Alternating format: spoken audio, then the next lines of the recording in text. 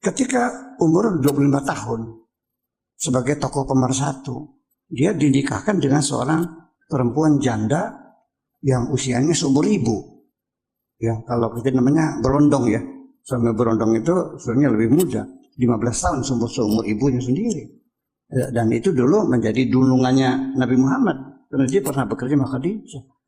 Ini kan agamanya Siti Khadijah ini kan disembunyikan. Apa agamanya Siti Khadijah?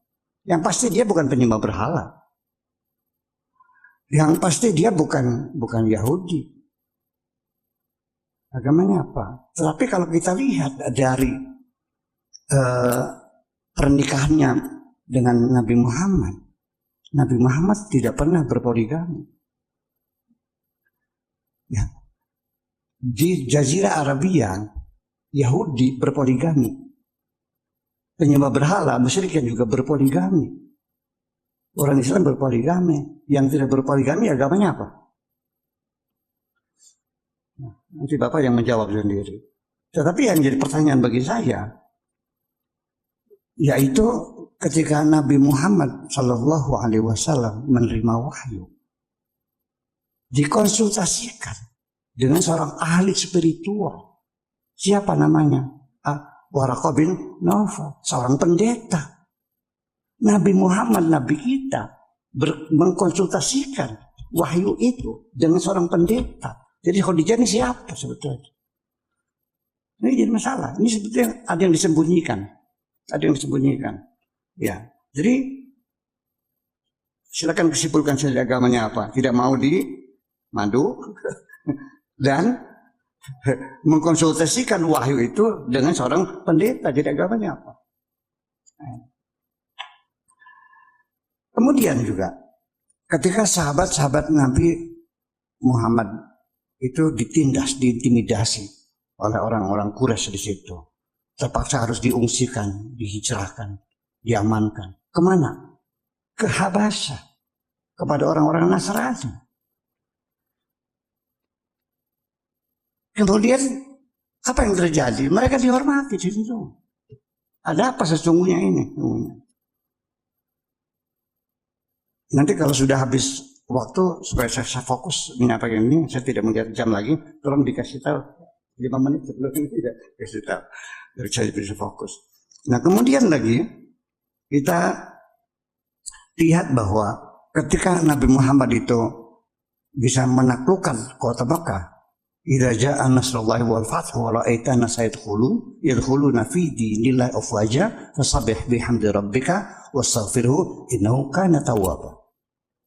Begitu dikuasai, berhala-berhala yang ada 480 berhala itu ditumbangkan semuanya, lalu mereka masuk ke dalam Ka'bah. Di situ ada gambar Yesus, ada gambar Siti Maryam sedang menggendong Nabi Isa. Begitu mereka akan menghapus gambar Isa dengan Siti Maryam itu, kata Nabi mengatakan gambar ini biarkan saja, jangan dihapus. Ini ada di kitab Akhbar Makkah lil Wahidi. Kenapa gambar Nabi Isa tidak boleh dihapus, berhala boleh ditumbangkan? Ada apa? Ini menjadi harus kita jelaskan. Kenapa gambar Nabi Isa tidak boleh dihapus kalau berhala ditumbangkan? Jadi artinya betapa dekatnya hubungan Nabi dengan para Nasrani itu. Dan pada Yahudi juga nggak ada masalah.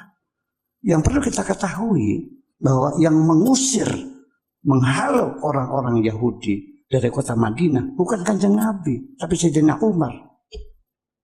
Khalifah setelah Abu Bakar, dihabisin semuanya. Seperti Nazi kan sama saja, itu kan dihabisin Yahudi itu. Bangsa yang tidak pernah punya tanah air, terlunta-lunta. Baru sekarang punya negara Israel gitu. Nah itu semuanya. Jadi ini menjadi satu gambaran begitu semuanya. Kemudian dari situlah maka dugaan-dugaan orang Mekah, siapa Muhammad ini? Seorang anak yatim piatu yang hidupnya penuh penderitaan. Kemudian dia banyak berbicara masalah persatuan dan kesatuan dan sebagainya. diduga oleh orang-orang Mekah pada zamannya itu bahwa Nabi itu diduga bukan membawa agama baru, tapi dia ingin mengembangkan sekte baru dalam agama Nasrani. Ini menjadi catatan. Jadi nggak ada namanya Nabi mengajarkan dendam kepada agama apapun, nggak ada. Dan kota Madinah sendiri dibangun itu sebagai kota Madinah kan dari kata tamadun, civilization. Ya, itu kan berdasarkan fakta, berdasarkan konsensus dengan semua agama yang ada. Seperti kita di Indonesia begini kan, konsensusnya kan Pancasila. Ya, untung negara kita bukan negara agama ya, tapi agama yang bertuhan.